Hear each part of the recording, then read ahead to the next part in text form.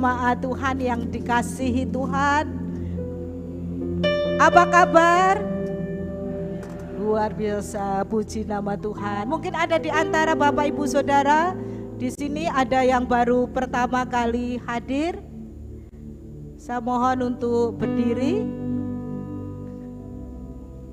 Hari ini nggak ada tamu ya.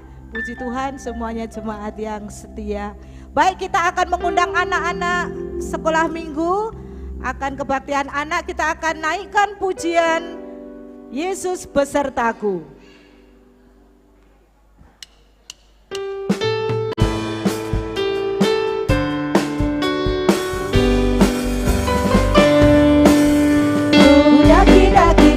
Daki gunung yang tinggi, turun lembah yang dalam, melintasi padang rumput hijau terbentang. Yesus besertaku, ku terbang luar angkasa, ku selam dalam samudra, ku dayung perahu di sungai. Yesus besertaku.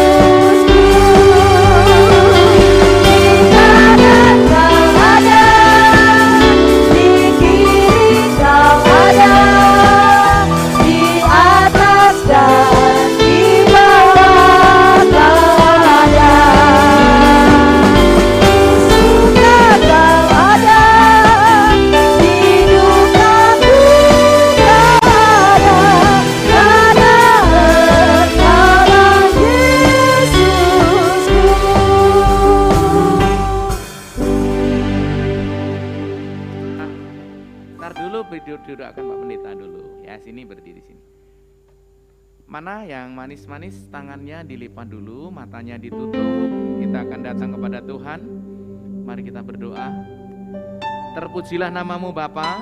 Kami berdoa untuk anak-anak kami yang sekarang sedang berdiri di depan altar ini. Hamba berdoa dan memohon agar anak-anak ini menjadi anak-anak yang diberkati Tuhan, belajar firman semenjak kecil. Mereka boleh mengerti tentang kebenaran firman, dan para pendamping, para guru pembimbing, para pengajar firman, berikan hikmat, tuntunlah Roh Kudus agar mereka boleh memahami ajaran Tuhan, kebenaran Tuhan, hidup dalam Tuhan, dan mempermuliakan Tuhan. Kami merindukan anak-anak kami sejak kecil menjadi anak-anak yang takut akan Tuhan, dan boleh menjadikan alat Tuhan di kemudian hari. Mohon anak-anak kami diberikan kesehatan yang utuh. Kedua orang tua dalam membimbing diberikan kesabaran, kesetiaan, agar apa yang mereka tanam, mereka boleh mendirikan tugu iman di dalam anak-anak mereka. Terpuji nama Tuhan. Kami memberkati mereka di dalam nama Tuhan Yesus. Haleluya. Amin. Silakan anak-anak.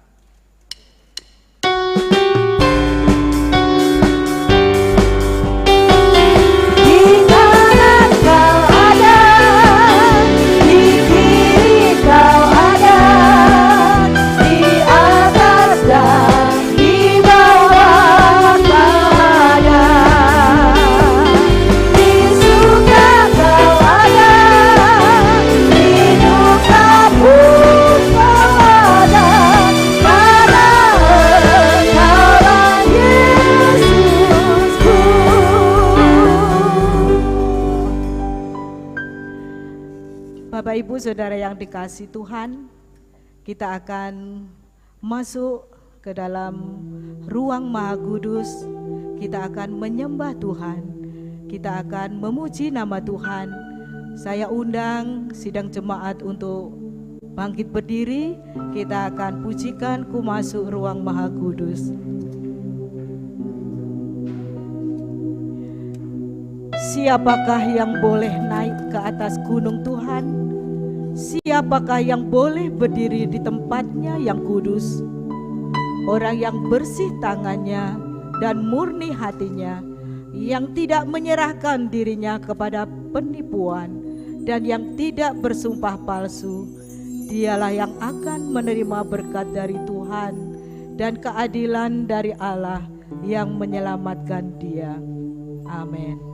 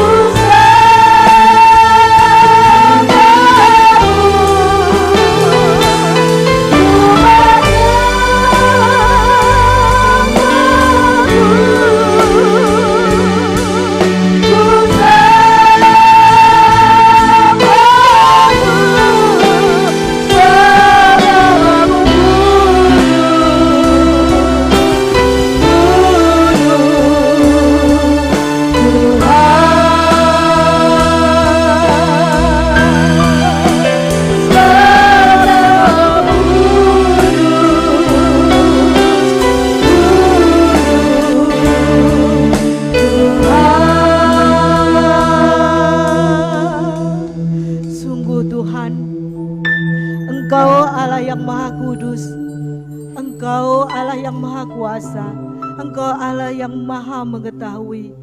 Sungguh Tuhan, saat ini kami boleh datang kepadamu. Terlebih dahulu ampuni setiap salah dan dosa kami. Kami sungguh mengucap syukur atas setiap perkara yang Tuhan boleh izinkan terjadi dalam kehidupan kami. Selama 6 hari kami sudah bekerja, melakukan segala aktivitas kami.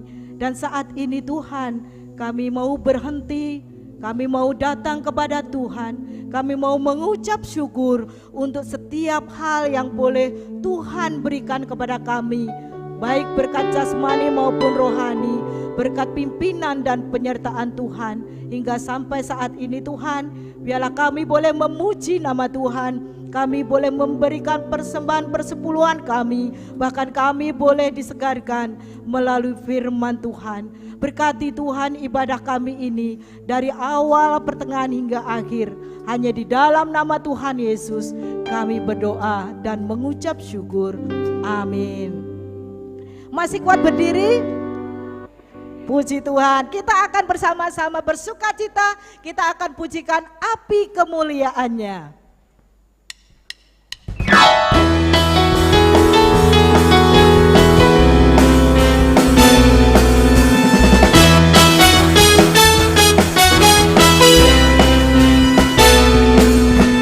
Dengarkanlah suara Firman memanggil semua umatnya dari seluruh penjuru bumi, datang untuk beribadah.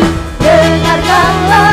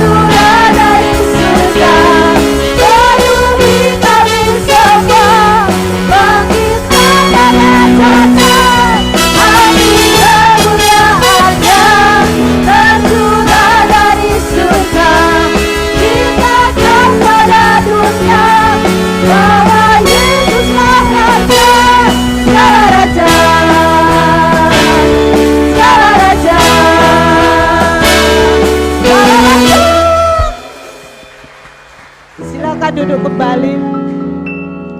Kita akan mempersiapkan hati kita, pikiran kita. Kita akan mendengarkan firman Tuhan, tapi sebelumnya kita akan pujikan Ku Rindu Sabdamu.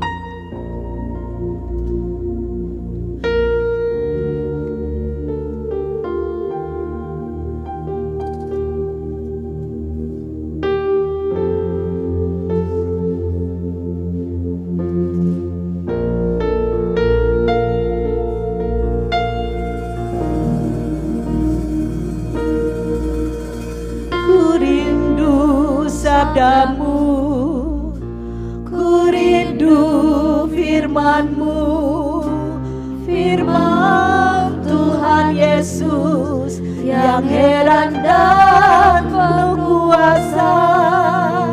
Berfirmanlah Tuhan oleh kuasa Roh-Mu, kepadamu kami berserah. Ku rindu sabdamu, ku rindu sabdamu, ku rindu firman-Mu, firman Tuhan Yesus yang heran dan penuh kuasa. Berfirmanlah Tuhan oleh kuasa Roh-Mu, kepadamu kami berserah.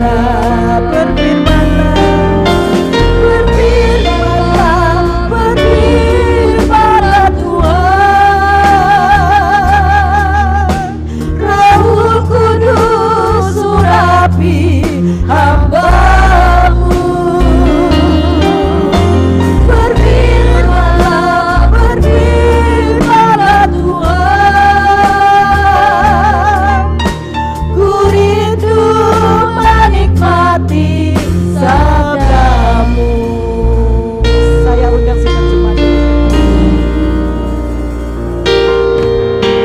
Ku rindu sabdamu, ku rindu firman-Mu, firman Tuhan Yesus yang heran dan penuh kuasa.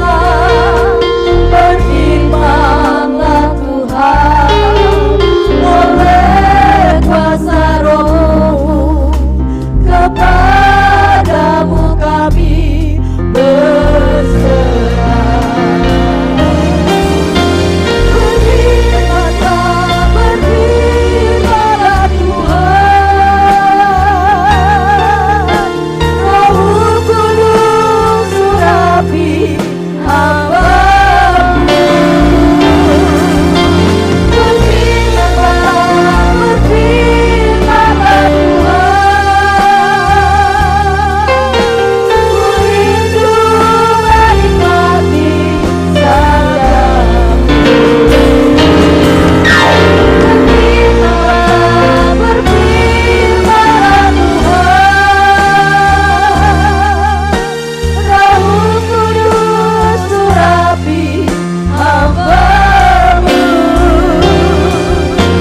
Berfirmanlah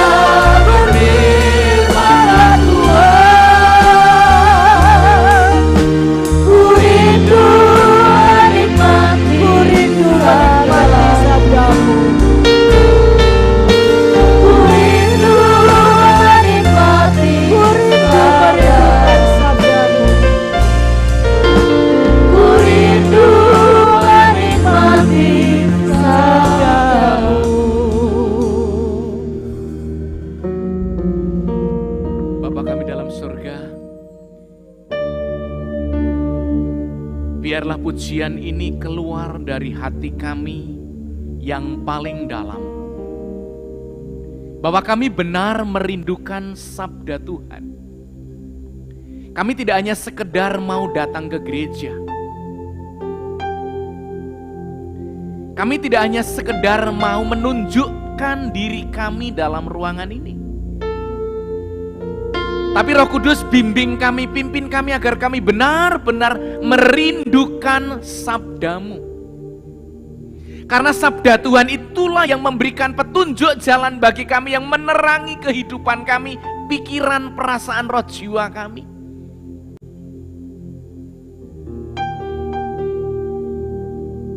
Firman-Mu itulah yang menuntun kami ke jalan keselamatan. Hamba berdoa dengan kerendahan hati agar tidak seorang pun dalam ruangan ini tanpa diberkati Tuhan. Hamba rindu semua diberkati tanpa terkecuali. Baik yang menyampaikan maupun yang mendengarkan, sama-sama diberkati. Bicaralah Bapa, kami siap untuk mendengarkan firman-Mu. Dalam nama Yesus, hamba berdoa dan mengucap syukur. Haleluya. Amin. Silakan duduk Bapak Ibu yang dikasihi Tuhan. Bapak Ibu yang dikasihi Tuhan, khotbah saya minggu lalu, yaitu menanggapi panggilan surgawi. Saya percaya bahwa ketua-ketua kelompok Sekolah Minggu Amanat Agung sudah mengajarkannya. Dan hari ini saya akan mengkhotbahkan dengan tema yang berbeda. Ya, dengan judul khotbah saya tidak persis sama dengan yang di buku pelajaran yang dikarang oleh LLB. Nah, tolong Bapak Ibu sekalian, ketua-ketua sekolah minggu, guru-guru, perhatikan khotbah pendeta pagi ini. Karena itu yang harus Bapak Ibu ajarkan dan teruskan kepada kelompok-kelompok kecil. Yaitu dengan tema hidup memuliakan Allah, memberkati orang lain. Kalau yang di buku itu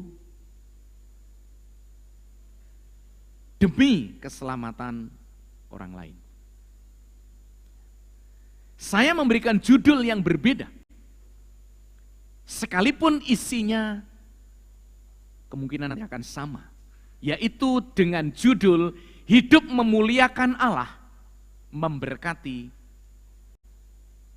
orang lain. Mari kita buka Alkitab kita dari 1 Korintus pasal 10. Bacaan kita dari 1 Korintus pasal 10 ayat 31 sampai pasal 11 ayat yang ke-1. Ya. Kita akan baca bersama-sama. Kalau Bapak Ibu sudah menemukan alamat 1 Korintus pasal 10 ayat 31 sampai pasal 11 ayat 1, saudara katakan amin. Belum semua menemukan ternyata. Saudara boleh memakai handphone, boleh membawa Alkitab. Kita buka 1 Korintus 10 ayat 31 sampai pasal 11 ayat 1. Saudara sudah menemukan, katakan amin. Bangkit berdiri, kita baca dengan jelas agar kanan kiri Bapak Ibu mendengar suara saudara. Oleh karena itu jangan dibaca dalam hati, tapi mari kita baca secara keras supaya saudara kanan kiri kita mendengar. 1 Korintus pasal yang ke-10 ayat 31 dimulai 1, 2, 3. Aku menjawab, jika engkau makan atau jika engkau minum atau jika engkau melakukan sesuatu yang lain, lakukanlah semuanya itu untuk kemuliaan Allah. Jangan kamu menimbulkan syak dalam hati orang, baik orang Yahudi atau orang Yunani maupun jemaat Allah. Sama seperti aku juga berusaha menyenangkan hati semua orang dalam segala hal, bukan untuk kepentinganku sendiriku, tetapi untuk kepentingan orang banyak, supaya mereka beroleh selamat. Jadilah pengikutku, sama seperti aku juga menjadi pengikut Kristus. Amin, silakan duduk. Berbahagialah Bapak Ibu yang membaca ayat ini, dan biarlah Roh Kudus bekerja dan menerangi hati setiap kita.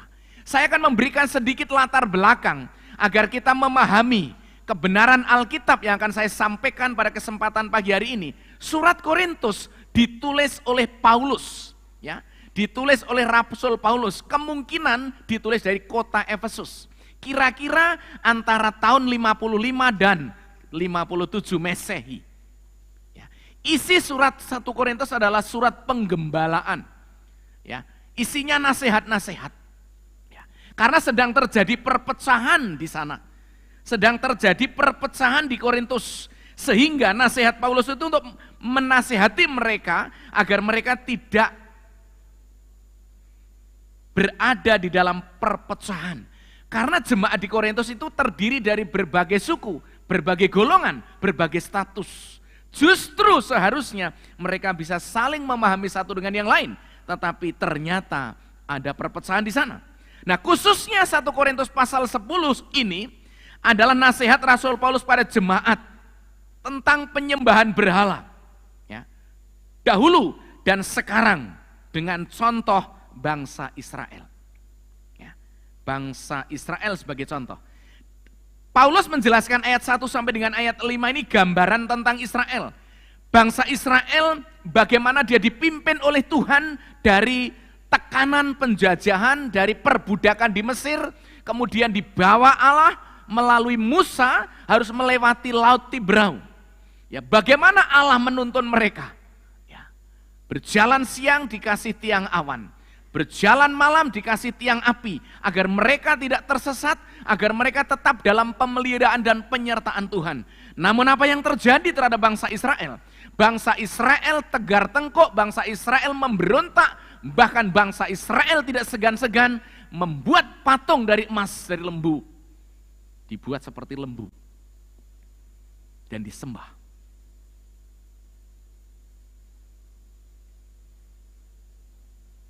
Mereka memberontak Allah. Bahkan ada sebagian besar, hampir semua mengeluh di saat mereka berada di padang gurun. Dan dia berkata, lebih baik aku kembali ke Mesir daripada aku harus mengalami hal seperti ini. Dituntun oleh Musa, oleh karena penyertaan Tuhan. Namun mereka tidak bisa mensyukuri penyertaan Tuhan tersebut. Malah mereka memberontak kepada pemimpinnya. Jadi ayat yang ke-6 sampai dengan ayat yang ke-10 nasihat Paulus kepada jemaat Korintus agar menghindari contoh buruk yang dialami oleh bangsa Israel saat itu. Kemudian ayat yang ke-11 sampai ayat yang ke-13 ringkasan pelajaran dari bangsa Israel di mana orang-orang percaya harus berdiri teguh di dalam menghadapi pencobaan. Seperti yang dialami oleh bangsa Israel. Paulus minta agar kalian berdiri teguh sebagai orang percaya di dalam komunitas tubuh Kristus. Karena pencobaan-pencobaan yang kamu alami itu adalah pencobaan-pencobaan biasa. Dan ia setia. Ketika engkau dicobai, Allah akan memberikan jalan keluar agar kamu dapat menanggungnya. Paulus minta agar jemaat di Korintus berdiri teguh di dalam iman. Karena Allah pasti akan menolong dan memberikan jalan keluar. Kemudian ayat yang ke-14 sampai dengan ayat yang ke-30, Paulus membahas tentang perkara-perkara makanan yang dipersembahkan kepada berhala. Di sini Rasul Paulus menasihati agar jemaat menjauhkan diri dari penyembahan berhala. Kemudian tidak hanya sekedar menjauhkan diri dari hal-hal yang buruk, tetapi mengejar hal-hal yang baik, hal-hal yang benar untuk mengisi diri mereka.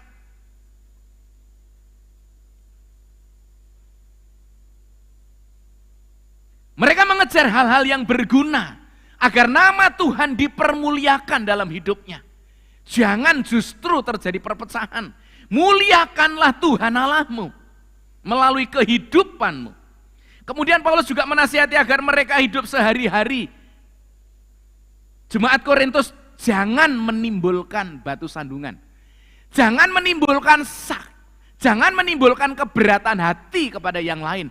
Baik orang yang belum percaya digambarkan orang Yahudi, orang yang belum percaya digambarkan orang Yunani, dan juga jemaat Allah, artinya tubuh Kristus, orang-orang Korintus itu sendiri. Jangan menimbulkan syak. Jangan menimbulkan batu sandungan. Itu yang ditekankan Paulus. Kemudian, pesan terakhir. Teladanilah Kristus. Atau Paulus berkata, teladanilah aku. Karena aku telah meneladani Kristus, kata Paulus. Nah, oleh karena itu, khotbah saya pagi hari ini, hidup memuliakan Allah, memberkati orang lain dengan 3 poin yang perlu kita perhatikan. Bapak Ibu, guru-guru sekolah minggu Amanat Agung, perhatikan khotbah Pak Pendeta dan besok minggu ajarkan ini. Poin-poin penting ini. Ya. Seperti apa yang disarankan waktu kita pertemuan lewat Zoom dengan Pastor Alex, buku pelajaran LLB itu pendamping bukan utama. Yang perlu dibahas utama di kelas-kelas sekolah minggu adalah khotbah pendeta di mimbar. Ya, oleh karena itu tolong diperhatikan baik-baik.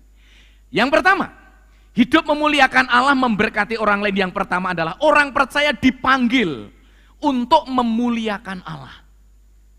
Allah rindu, Allah menghendaki umat ciptaannya yaitu manusia mempermuliakan dirinya. Sebab kalau manusia tidak bisa mempermuliakan Allah, Allah bisa memakai ciptaan lain untuk mempermuliakan dirinya. Bisa melalui daun-daunan, pohon-pohonan, batu, gelora ombak untuk mempermuliakan Allah. Kalau manusia yang diciptakan tidak mau. Dan Alkitab mengatakan kepada kita bahwa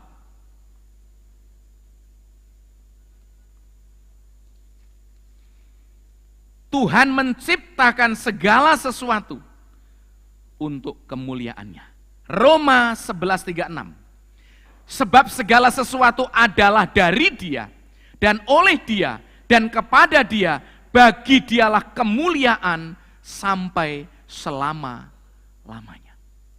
Ini tujuan Allah menciptakan segala sesuatu di muka bumi. Untuk apa? Untuk memuliakan dirinya.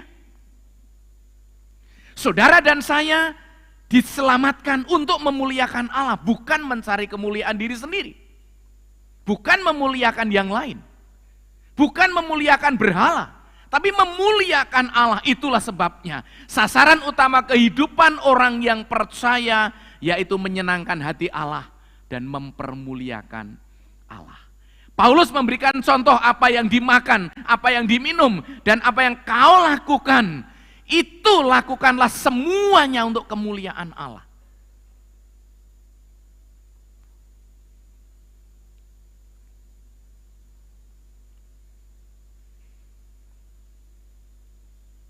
Kita diciptakan untuk kemuliaan Allah. Apa yang kita pikirkan, apa yang kita katakan, apa yang kita lakukan semua, mari kita pergunakan untuk kemuliaan Allah. Ketika kita bersaat teduh membaca firman, membuka Alkitab pagi hari, memuji dan meninggikan nama Allah, menghidupi firman-Nya, itu adalah memuliakan Allah.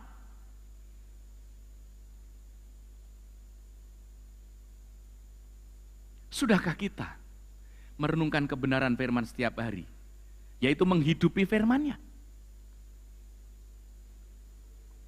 Mentaati kebenaran firman Allah yang dikaitkan dengan perintah Allah.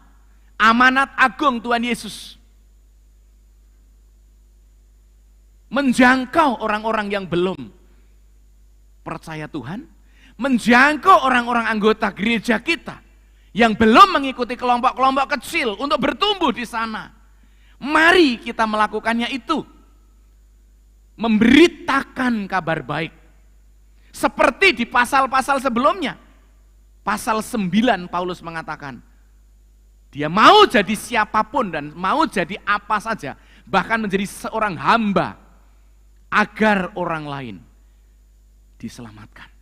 Dan masih disambung di dalam pasal 10 ini, Paulus menasehati, agar orang lain diselamatkan. Oleh karenanya maka, memberitakan Injil, menyampaikan kabar baik, menjalankan 5P, penjangkauan, pemberitaan, pemuritan, pengajaran, dan pelayanan. Itu adalah mempermuliakan Allah. Dan itu bukan beban tetapi hadiah. Kita diselamatkan oleh karena anugerah Allah yang kita respon dengan iman. Dan ketika kita diberikan amanat agung, itu bukan beban, tetapi itu hadiah dari Allah untuk kita hidupi dalam kehidupan ini. Maka Paulus berkata apa? Ketika aku memberitakan Injil, upahku apa, kata Paulus di pasal 9? Upahku yaitu aku tidak dapat upah. Karena apa? Karena memberitakan Injil itu sendiri hadiah. Keselamatan udah ditanggung di atas kayu salib dengan cuma-cuma dia berikan. Maka kita dihadiahkan, gereja dihadiahi oleh sebuah panggilan pelayanan, yaitu penugasan memberitakan amanat agung. Oleh karenanya maka gereja tidak boleh merasa bahwa itu beban. Gereja tidak boleh merasa bahwa itu adalah tekanan ketika kita memberitakan Injil, memberikan saksi kepada, menjadi saksi, menjadi terang, menjadi garam, bukan tekanan. Jadi mari kita melakukan apapun agar nama Tuhan dipermuliakan. Ya, agar nama Tuhan dipermuliakan. Yang kedua, orang percaya jangan menjadi batu sandungan atau syak bagi orang lain. Jangan sampai menjadikan orang lain memiliki berat hati, khususnya berkenaan dengan makan makanan yang sehari-hari Paulus kasih contoh di sini. Paulus memberikan gambaran kepada jemaat Korintus. Jemaat Korintus itu bermacam-macam di sana, saudara. Penyembahan berhala ada, di pemuja-puja di kuil-kuil juga ada. Ada yang menjadi orang Kristen. Kemudian ada yang lain, kehidupan moral mereka hancur, bobrok dan lain sebagainya. Ada juga daging-daging yang dipersembahkan kepada berhala itu dijual di pasar. Sampai ketika ada jemaat, misalnya kalau Paulus menasihati, kalau kamu membeli daging di pasar, ya, nggak usah kamu tanya ini daging asalnya dari mana. Apakah ini asalnya dari penyembahan berhala atau tidak? Nggak usah. Nggak usah diselidiki dari mana dulu daging ini. Paulus memberikan gambaran seperti itu. Tetapi ketika kamu memakan, ketika kamu minum, ketika kamu melakukan segala sesuatu, lakukanlah itu untuk kemuliaan Allah agar orang lain terberkati. Dengan tanda petik, jangan menjadi sak, jangan menjadi orang lain berat hati. Baik orang yang belum percaya, dikatakan orang Yahudi, orang yang belum percaya yang golongan lain, orang Yunani, maupun jemaat Allah, jemaat gereja. Bisa saja orang yang imannya masih lemah, Kristen baru, melihat kita yang sudah dewasa, kemudian kita makan makanan yang mungkin penyembahan berhala, lalu yang orang Kristen baru berkata, loh katanya orang Kristen kok makan penyembahan berhala. Lalu ada yang protes, bukankah semua makanan, semua yang diciptakan Allah itu boleh dimakan? Yang penting tidak menimbulkan penyakit atau tidak menimbulkan membawa kematian, tidak apa-apa. Tetapi Paulus berkata, yang menarik ada kalimat-kalimat yang bagus. Ayat 23, segala sesuatu diperbolehkan, karena ada kebebasan. Itu benar, tetapi bukan segala sesuatu berguna. Segala sesuatu diperbolehkan, benar, tetapi bukan segala sesuatu membangun. Ketika penampilan hidup kekristenan, ketika soal makan, minuman, dan lain sebagainya, menjadikan orang lain tidak terberkati, menjadikan orang lain terganggu hati nuraninya, menjadi orang lain tersinggung atau kena sak, lebih baik jangan dilakukan. Jangan dilakukan. Orang Kristen kan kalau mau makan, berdoa dulu. Di depan umum, di restoran, Kristennya sendiri. Mau makan, nggak berdoa. Ada orang yang melihat bahwa dia orang Kristen, rajin ke gereja, bahkan pelayan Tuhan.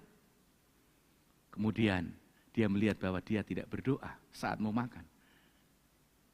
Bisa kemungkinan ditanya, Bapak kok tidak berdoa? Saya berdoa kok. Saya dengan batin saya berdoa. Kan Tuhan tahu. Tapi kok Bapak nggak tutup mata? Kira-kira bisa nggak gitu bisa menjadi batu sandungan? Berdoa aja, tutup mata saja.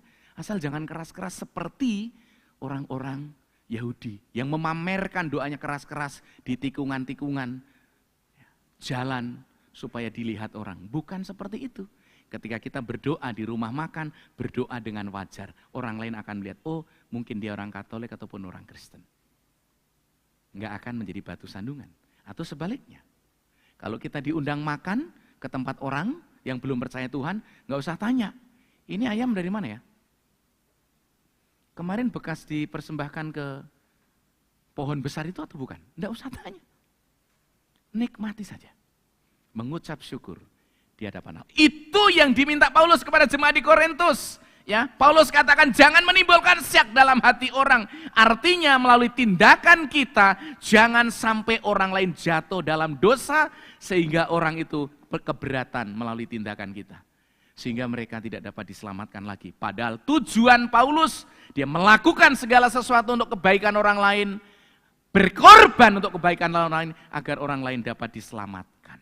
Orang percaya ada kebebasan dalam menjalani hidup ini, tetapi kebebasan yang terukur. Amin. Orang Kristen menjalani hidup ini diberikan kebebasan oleh Allah, tapi kebebasan yang beretika. Misalnya kita pakai pakaian ke gereja dengan pakaian yang tidak pantas, Tuhan dipermuliakan enggak?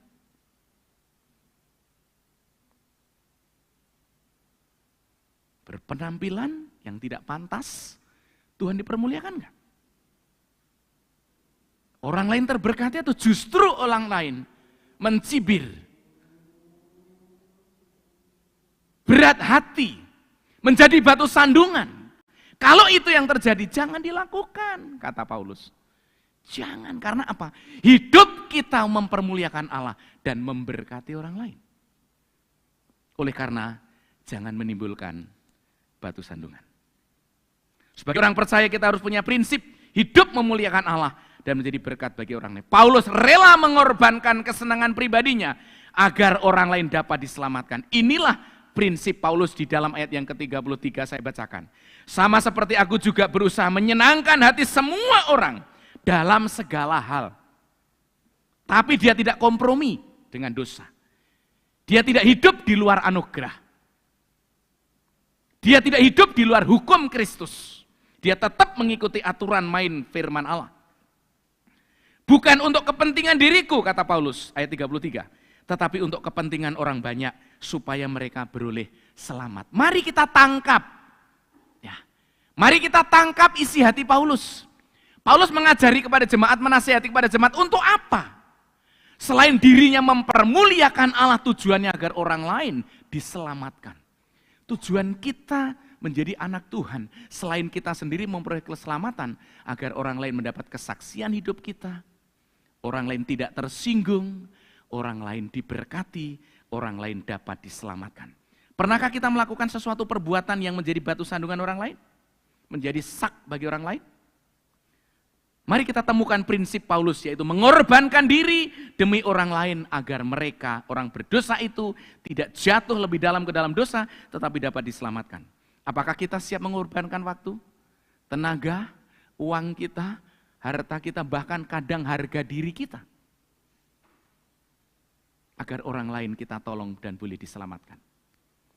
Yang terakhir, orang percaya harus meneladani Kristus. Pasal 11 ayat 1. Saya akan bacakan supaya Bapak Ibu dapat memahaminya secara dalam. Jadilah pengikutku, sama seperti aku juga menjadi pengikut Kristus. Dengan kata lain, orang percaya harus meneladani Kristus. Kalau Paulus mengingatkan jemaat Korintus, ikut teladanku, karena aku telah mengikuti teladan Kristus. Tapi kita langsung kepada sumbernya, mari kita meneladani Kristus. Pribadi satu-satu yang dapat kita teladani dalam dunia ini adalah Kristus. Dia telah mengorbankan segala-galanya demi orang lain. Bisakah kita melakukan hal itu? Perlu perjuangan, perlu doa, perlu kesiapan hati.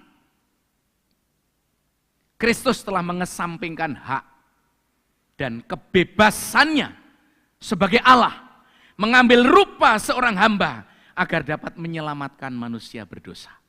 Ini pengorbanan, ini penyangkalan diri, ini menghambakan diri serendah-rendahnya.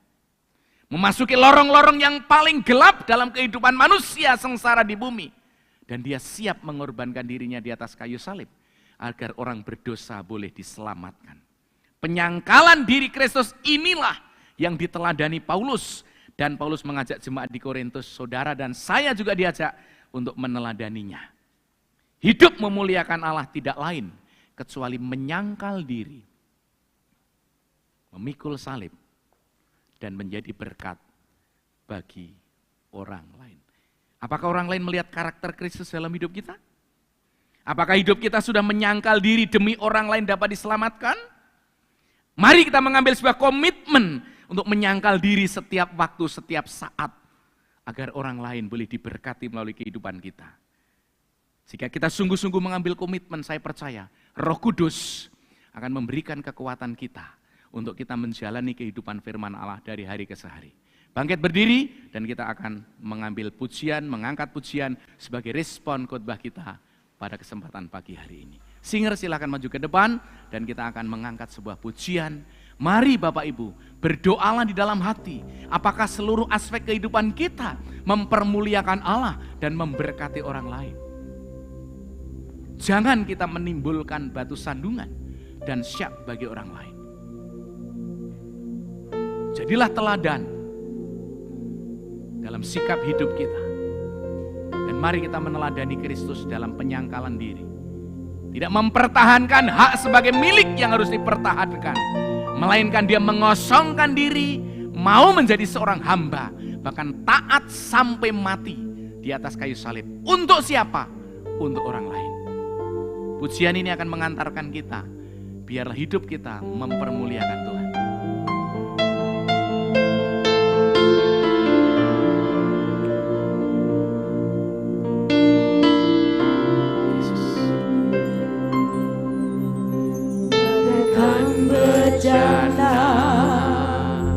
Siap dibentuk,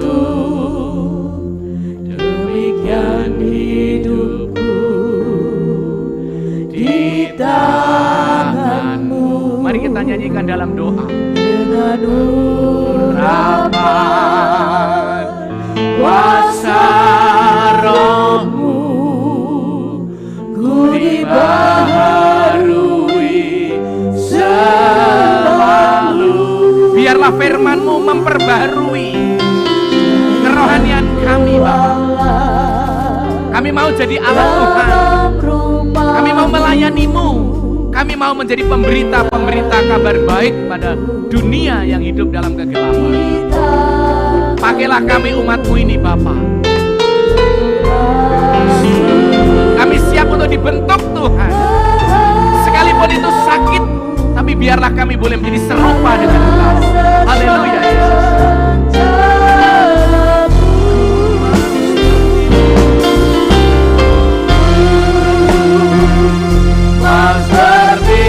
Mari kita meneladani karakter Kristus, saudara. Disempurnakan selalu dalam segenap jalanku, memuliakan nama-Mu.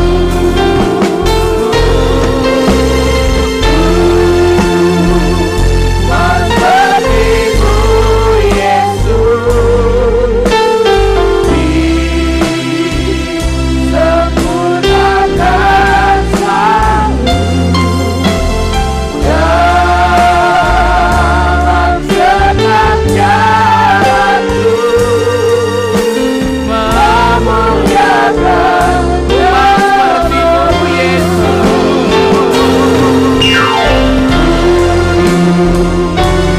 Seperti-Mu Yesus,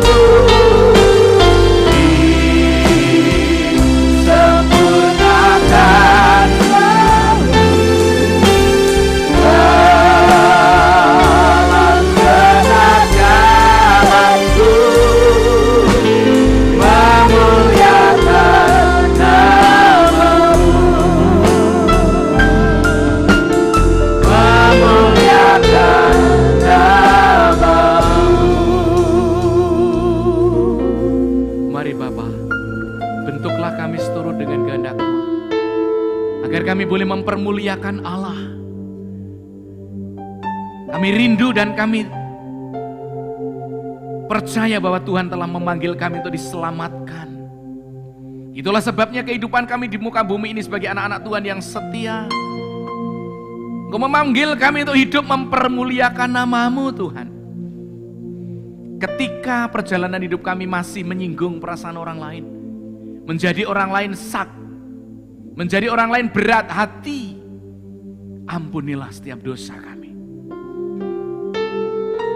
Agar kami meneladani Kristus, menjaga keintiman dengan Tuhan dan memiliki karakter-Mu, sehingga orang lain membaca di dalam diri kami Kristus hidup, sehingga orang lain boleh terberkati melalui hidup kami dan dapat diselamatkan. Pakailah kami untuk menjangkau, memberitakan, mengajar, memuridkan, dan melayani bersama sebagai tubuh Kristus yang harus bersatu membangun, mempertumbuhkan iman kami bersama-sama melalui sekolah minggu Amanat Agung ini. Terima kasih Tuhan. Inilah doa kami.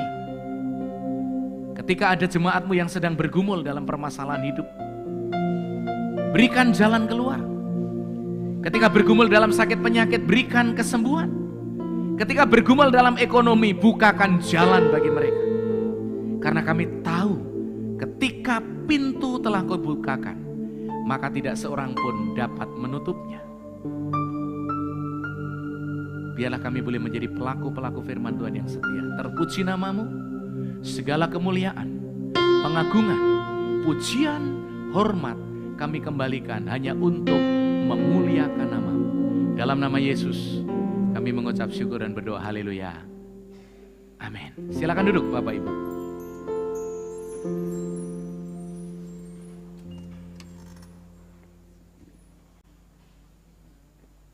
Saatnya kita akan mengembalikan persepuluhan dan juga persembahan sukacita kita sebagai wujud ucapan syukur kita kepada Tuhan.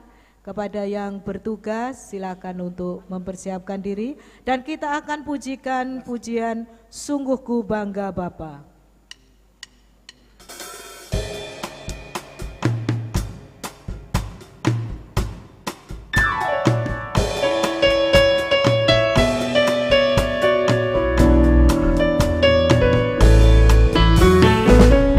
Sungguh ku bangga Bapa, punya Allah seperti Engkau. Sungguh ku bangga Yesus atas segala pengorbanan-Mu. Tak ingin aku hidup lepas dari kasih-Mu. Kasih-Mu menyelamatkan dan beriku pengharapan. Sungguh ku bangga Bapa, sungguh ku bangga Bapa, punya Allah seperti Engkau.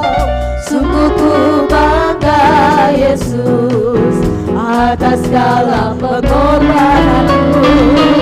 Tak ingin aku hidup lepas dari kasih-Mu.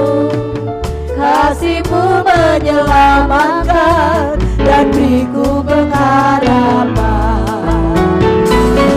Ini ku persembahkan apa yang aku miliki. Memang tiada berarti bila dibanding dengan kasih-Mu. Namun ku ingin memberi dengan sukacita di hati, karena ku tahu ini menyenangkan hati-Mu. Ini ku persembahkan apa yang aku miliki.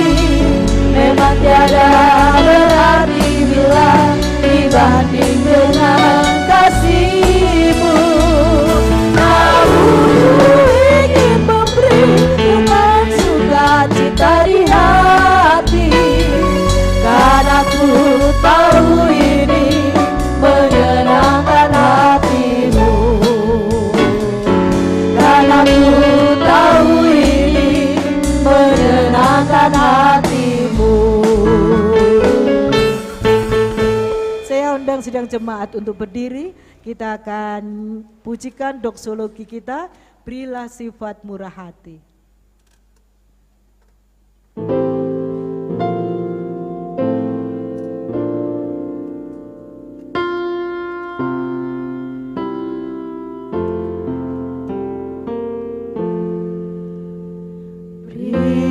Berilah sifat murah hati pada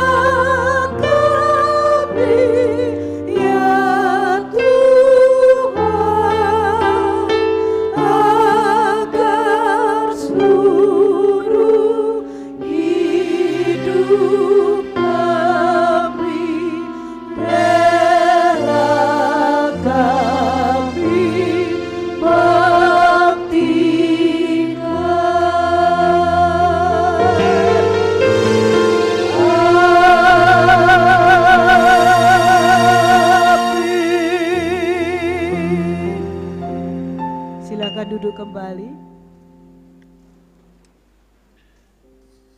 Waktu selanjutnya saya serahkan Bapak Pendeta.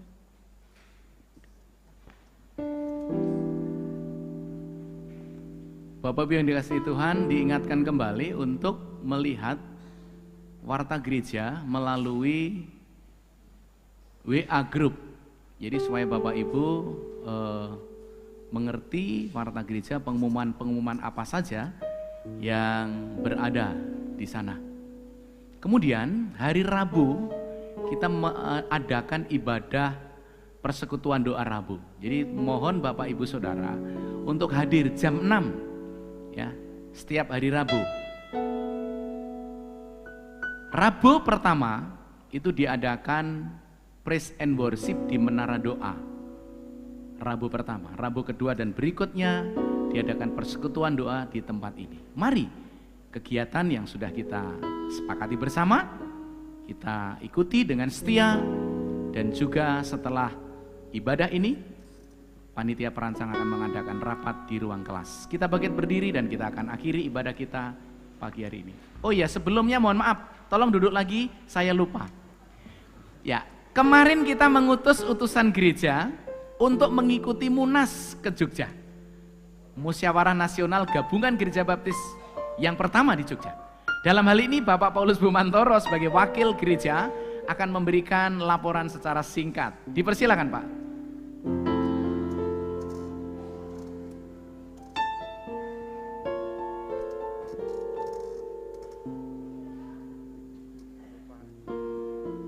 Salam, selamat pagi Bapak Ibu serta saudara dan saudari yang dikasihi Tuhan. Terima kasih untuk kesempatannya. Pada kesempatan yang indah ini saya akan melaporkan sedikit tentang Munas Musyawarah Nasional di Tawangmangu, Solo pada tanggal 11 sampai 13 Agustus lalu ya. Ada beberapa foto yang akan saya tampilkan. Ini ada foto-foto yang ditampilkan. Ya, saya berangkat tanggal 11 pagi pesawat, sampai di Solo itu sore ya. Karena memang jadwal penerbangan itu tidak langsung ya. Stop di Jakarta, kemudian tidak langsung karena memang jadwal penerbangan dari Jakarta Solo itu agak sore. Jadi saya lama di bandara itu sekitar 3,5 jam ya. Jadi memang ternyata lebih baik untuk kedepannya kalau berangkat mau ke Solo lebih baik lewat Jogja ya. Palembang Jogja langsung pagi. Nah nanti dari Jogja naik kereta cuman 1 jam atau 45 menit sampai di Solo, biayanya murah. Nah, itu diajari oleh Pak Joko pribadi ya. Jadi akhirnya saya sore sampai di sana. Saya dijemput oleh Pak Joko ya, Pak Joko pribadi, asisten musik kita dulu yang ada di sini. Beliau, nah ini ada kami ngumpul ya. Pas di sana saya tuh sebenarnya nggak minta jemput, saya tuh cuma nanya dengan, saya pikir kalau ke Solo ke Tawangmangu tuh naik apa ya? Saya mikir. Jadi saya coba WA Pak Joko beberapa waktu yang lalu. Oh Pak Paulus, nanti saya jemput. Waduh, saya nggak enak nih.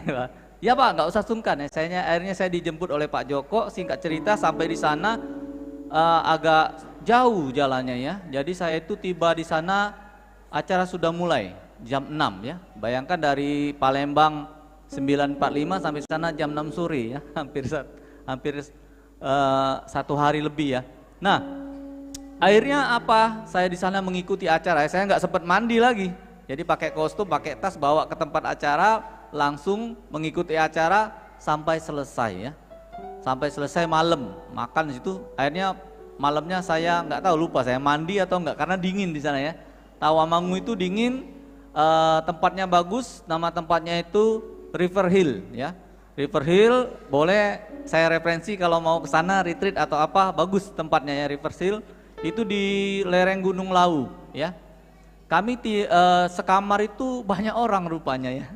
Ya 14 orang saudara ya. Wah kaget saya. Ranjang sebelah kanan 5, sebelah kiri 5, dan saya kebagian bed tambahan ya, karena saya datang terakhir juga nggak bisa nempatin gitu ya. Jadi saya di pinggir malah deket balkon, pintu balkon, jadi agak hawa dingin. Saya di situ. Puji Tuhan berkumpul bertemu dengan banyak orang ya, orang dari mana saja. teman sekamar, ada Pak Gito dari Lampung yang sudah dikenal, dan juga banyak hal yang ketemu dengan orang-orang di sana. Itu suatu pengalaman yang indah ya. Dan saya mengikuti acara di sana kadang sampai malam ya, hari kedua itu sampai malam, kalau nggak salah sampai 10:30 ya. Nah kalau Munas ini kan kita biasa kan bukan banyak kritik ya, tetapi banyak menanyakan ya. Karena apa-apa, kalau saya mereka itu bukan pengkritik, tapi mereka itu pemerhati, saya ambil positifnya. Karena mereka memperhatikan dan mereka menanyakan ya, memperhatikan dan menanyakan segala sesuatu berkenaan dengan perkembangan daripada Gereja Baptis Indonesia gabungan ya. Dan saya mengucap syukur di sana memang banyak kemajuan-kemajuan yang terjadi, yang dicapai oleh gabungan Gereja Baptis Indonesia, baik itu gereja maupun yayasan-yayasannya. Puji Tuhan semuanya berlangsung dengan baik, dan banyak hal yang saya dapati di sana ya. Selain saya bertemu dengan banyak orang dan saya banyak sharing ya. Dan singkat ceritanya saya mau pulang ya. Saya pulang itu mestinya jadwalnya tanggal 13 hari Sabtu selesai. Saya berpikir kalau saya pulang hari Sabtu itu ketinggalan pesawat, nggak kejar. Kalau saya pulang hari Minggu, saya nggak ikut kebaktian ya. Hari Minggunya Tuhan terlewat karena saya nggak mau kalau nggak beribadah.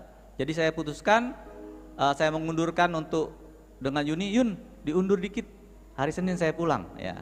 Jadi saya akhirnya pulang hari Senin, tapi di hari malam Minggu itu saya menginap di rumah Pak Ponco, Pendeta Ponco yang dulu di jalur 19 ya. Nanti ada fotonya Pak Ponco. Nah Pak Ponco ini melayani, sekarang dia baru pindah dari cabang Jenar Purworejo ya. Dia di sana di Solo baru 1 tahun ya, di Surakarta ya. Pendeta Ponco ini bagus sekali pelayanannya ya, semangat sekali ya. Dia lagi sedang merenovasi, 1 tahun di sana dia sedang merenovasi gedung gereja. Gerejanya agak ditambah ke samping supaya ruang ibadahnya diperbesar ya. Hari itu ya saya kebaktian sekolah minggu jam 7, jam 8-nya kebaktian, dan siangnya kami bertemu dengan Pendeta Timotius Sutrisno ya. Ada salam dari Pak Timotius Sutrisno. Beliau di Gereja Bethel di GBI Jetis Permai ya, di sana saya bertemu dengan Ibu Esther dan juga bertemu dengan Evelyn anaknya, dan beliau ini tetap setia di dalam melayani Tuhan ya, masih berapi-api walaupun umurnya 66 tahun ya. Sudah 66 tahun tapi semangat pelayanannya luar biasa ya, patut dicontoh ya. Beliau kami bertemu beberapa sharing-sharing, dan saya lanjutkan lagi.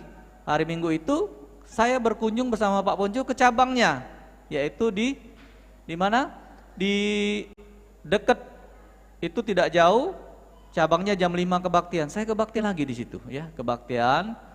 Dia kebaktian lagi di situ melihat jemaat di sana, dan pada malamnya saya diajak oleh Pak Joko pribadi untuk menginap di rumahnya ya. Jadi kami banyak sharing tentang pelayanan Pak Joko yang sibuk pelayanannya, dia di bidang musik luar biasa di Solo, dia menikmati pelayanan dan banyak kesibukan-kesibukan yang dilakukan oleh Pak Joko di dalam pelayanan ya, di dalam pelayanannya. Nah ada satu hal lagi yang saya ingatkan atau yang saya ingin sampaikan, saya mendapatkan teman sharing yang luar biasa ya, dan ternyata hampir sama yang dikhotbahkan oleh Pak Pendeta hari ini ya. Jadi saya bertemu dengan adiknya Pak Royo Haryono ya. Pendeta Royo Haryono dari Surabaya, beliau adalah wakil ketua GGBI. Nama adiknya itu adalah Yosua Budi ya, Rismuti ya. Saya sangat terkesan dengan beliau, dan itu kami sebaya ya. Ini perjalanan ketika saya dari Solo, dari Tawangun ke Solo, saya bercerita banyak. Saya seperti kenal lama dengan beliau dan banyak cerita ya. Satu hal yang saya ambil suatu kesimpulannya, dia menceritakan tentang visi hidup kita ya. Visi hidup kita ini apa di dunia ini ya. Tujuan hidup kita adalah untuk mencapai atau memuliakan Tuhan ya, untuk kemuliaan Tuhan. Jadi dia satu sarankan yang dia optimalkan, bahwa dalam itu optimalkanlah visi hidupmu di dunia ya, sehingga engkau akan mengalami karya Allah yang luar biasa dalam hidupmu, dan hidupmu engkau akan dipakai oleh Tuhan secara luar biasa ya. Saya melihat Bapak ini, Bapak Yosua Budi Rismuti ini, dia seorang evangelis ya. Dia evangelis di gereja Temanggung, tidak jauh dari Yogyakarta, itu sekitar 2 jam. Dia pelayanan, dia seorang doktor ya. Dia seorang sarjana ekonomi, dia seorang master hukum, dan dia seorang master pendidikan. Luar biasa, usianya sama seperti saya, bawah 1 tahun. Dan dia bekerja juga, ya bekerja juga. Dia di Mayora, ya sama kayak Pak David ya. Ya bekerja di Mayora, dan dia juga sudah mempunyai jabatan yang tinggi ya, jabatan yang tinggi. Tetapi dia dapat mengoptimalkan hidupnya untuk kemuliaan nama Tuhan ya. Saya sangat terkesan, dan dia berbagikan hal-hal itu ya. Dia bercerita bahwa saya menemukan visi hidup saya ini 7 atau 6 tahun yang lalu ya. Dan akhirnya dia sampai dia tercengang-cengang ketika dia dipakai Tuhan secara luar biasa, banyak berbagi ya, banyak berbagi, banyak menjadi berkat ya. Di mana-mana dia ada seorang dosen, dia seorang pekerja, dia seorang evangelis atau pengembala sidang. Dia menikmati pelayanan itu secara luar biasa. Saya sangat terkesan. Saya berjanji kepada Tuhan dan juga kepada dia, Pak, kira-kira visi hidup saya ini apa? Bapak akan menemukannya sendiri ya. Jadi melalui sharing saya yang luar biasa itu dengan Bapak Yosua Budi Rismuti ini, kita sebagai anak-anak Tuhan kita adalah orang-orang percaya kepada Tuhan, supaya kita menemukan visi hidup kita yang luar biasa ya, optimal, sehingga kita sebagaimana kita hidup di dunia untuk selalu memuliakan nama Tuhan. Itu saja yang saya dapat bagikan untuk hari ini. Kiranya Tuhan dipermuliakan dan biarlah dapat menjadi berkat bagi kita semua. Terima kasih. Makasih Pak Paulus. Saya berharap ada keputusan dan kesimpulan dalam Munas, sehingga apa yang harus dilakukan oleh gabungan Gereja Baptis dan gereja-gereja Baptis ke depan.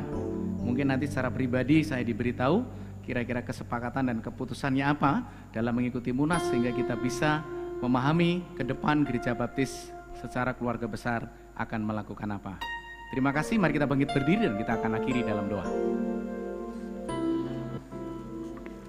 Bapa kami dalam surga, kami mengucap syukur karena Tuhan begitu baik dan mengasihi kami.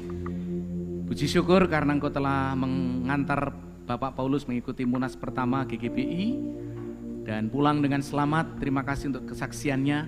Dan kami rindu sebagai keluarga besar, kami boleh menjalankan panggilan pelayanan bersama secara keluarga besar Gabungan Gereja Baptis Indonesia demi kemajuan dan perkembangan umat baptis.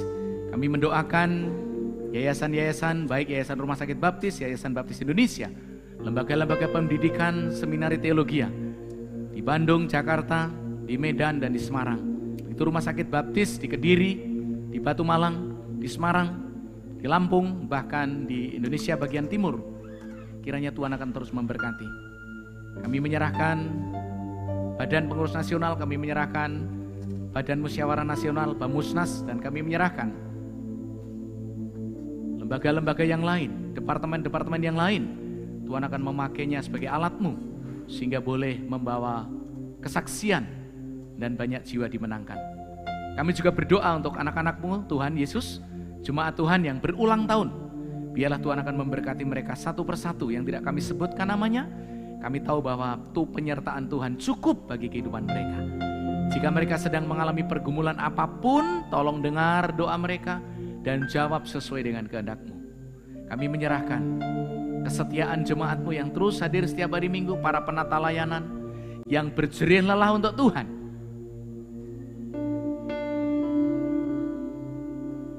Anggota perancang gereja yang sebentar lagi akan menyelesaikan tugasnya dalam satu periode 2 tahun ini. Biarlah Tuhan terus memberikan semangat pelayanan dan boleh melayani Engkau dengan sukacita. Kami juga berdoa Bapa, kiranya Tuhan akan memberkati bangsa negara kami, biarlah menjadi bangsa yang diberkati Tuhan. Pemerintahan Bapak Presiden, Wakil Presiden, jajaran para menteri, sampai pemerintahan yang di daerah-daerah, Tuhan memberkati sekalian. Terima kasih Bapak. Dan akhirnya sebentar lagi kami akan pulang meninggalkan tempat ibadah ini. Kami mohon penyertaan Tuhan tuntunan Tuhan dan pemeliharaan Tuhan. Saudara, arahkanlah pikiran, perasaan dan hatimu, pulanglah dengan damai sejahtera. Terimalah berkat anugerah dari Allah Bapa, cinta kasih Tuhan Yesus yang kekal, penghiburan pemeliharaan Roh Kudus tercurah atas saudara sekalian, mulai saat ini sampai selama-lamanya. Dalam nama Yesus kami mengucap syukur dan berdoa haleluya. Amin.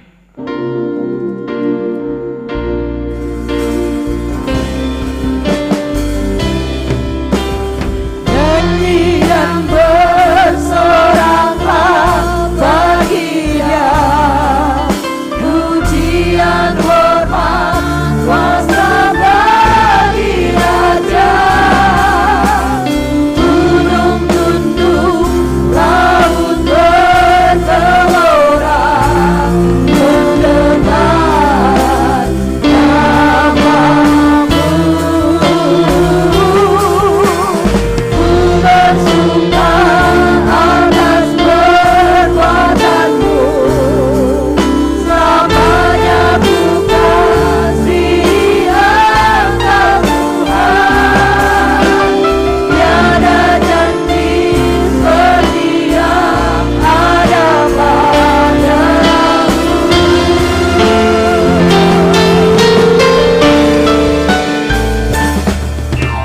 Nyanyian bersoraklah bagi Dia, pujian hormat kuasa bagi Raja.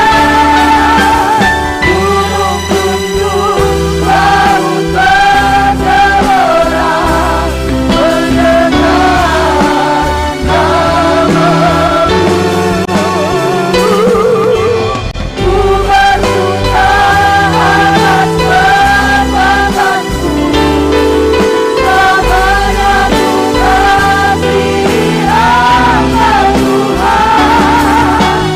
Tiada janji seperti yang ada padamu, tiada janji seperti yang ada padamu, tiada janji seperti yang ada padamu. Silakan duduk Bapak Ibu yang kasih Tuhan, bersaat teduh. Tuhan Yesus memberkati, sampai berjumpa di minggu depan.